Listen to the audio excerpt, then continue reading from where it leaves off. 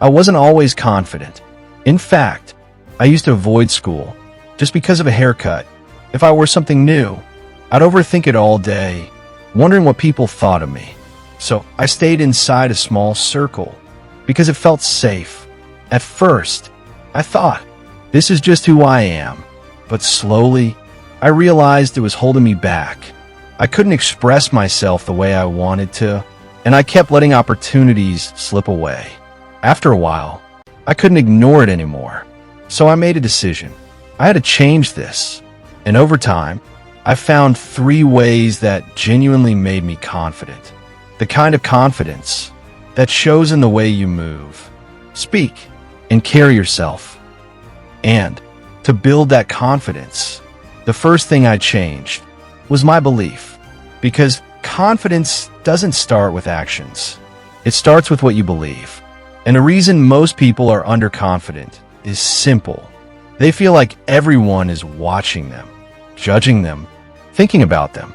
So whenever you want to speak or act, a thought immediately shows up.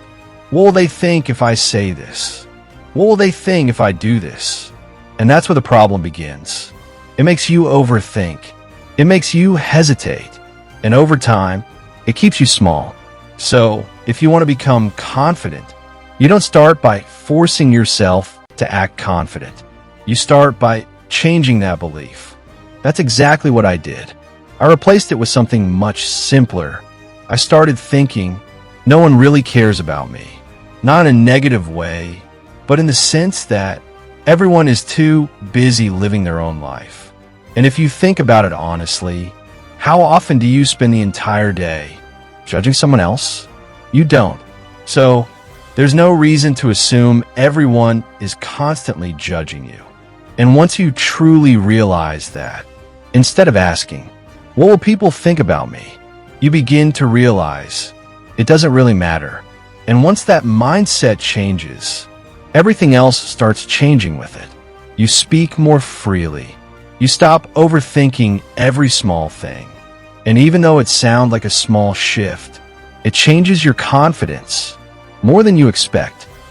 Now let's talk about the second way that improved my confidence. And that was by using my insecurities. Because insecurity isn't just a weakness. It's actually a signal. It shows you exactly where you feel lacking, where you feel like you're not enough. And instead of avoiding it, you can use it. So, how do you turn insecurity into confidence? I'll give you an example. And from that, you'll understand what I mean. I was insecure about how I dressed. So, instead of overthinking it every day, I started learning what actually suited me, what looked good on me, and what didn't. And over time, that insecurity started disappearing. It was the same with my body. I wasn't happy with it. So, I made a decision to start working out. And over time, that insecurity slowly started fading away.